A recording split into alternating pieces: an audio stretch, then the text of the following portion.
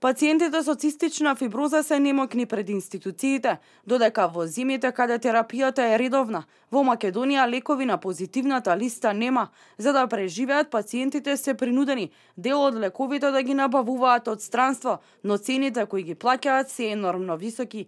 Решение има, но се чини дека надлежните институции немаат слух за проблемите со кои се соочуваат лицата со цистична фиброза.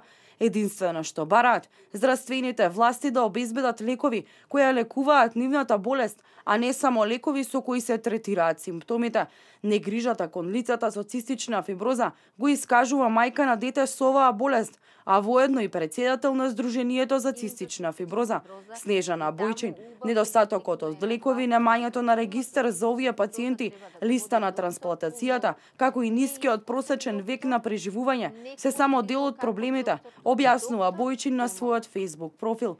Како единствен креатор на тајниот регистар за цистична фиброза, знаете ли колку и кои лекови треба да се набават во земјава за болните со цистична фиброза на годишно ниво? Дали набавените се доволно за сите пациенти со цистична фиброза во Македонија? Колкав е буџетот за набавка на лековите за цистична фиброза на годишно ниво и дали е тоа доволно? Каде го кренавте гласот дека набавените количини не се доволни? Каде кажавте дека во европските земји пациентите ги лечат со подолга листа лекови? Зошто предлагате екстремно скапа, но не и нужна терапија за само двајца пациенти, 800.000 евра за една година, а нема основни лекови за стотина други пациенти со цистична фиброза? Ова се само дел од прашањата кои Снежана Бојчин во својот статус на социјалните мрежи ги поставува на професор доктор Стојка Фушик, која обвинува дека јавноста била манипулирана и се ширеле невистини од страна на Бојчин.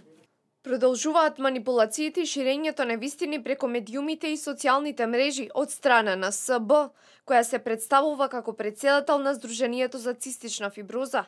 Свесна е дека веќе никој не ја поддржува, освен неколку луѓе околу неа.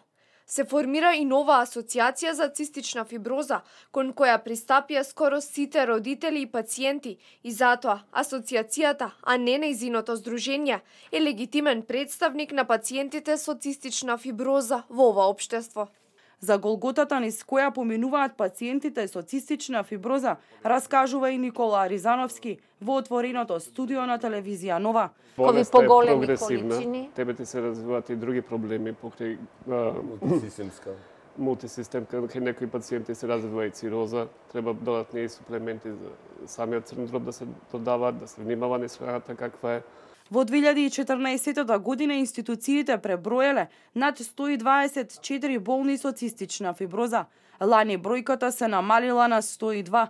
Минатиот месец, поради нередовната терапија, битката со живот ја изгубиле двајца пациенти со цистична фиброза, 19-годишна девојка и 12-годишно момче. Проблемот на овие пациенти кои се соочуваат со оваа тешка диагноза се актуализира баш во периодот кога Македонија е без министер за здравство повеќе од 2 месеци.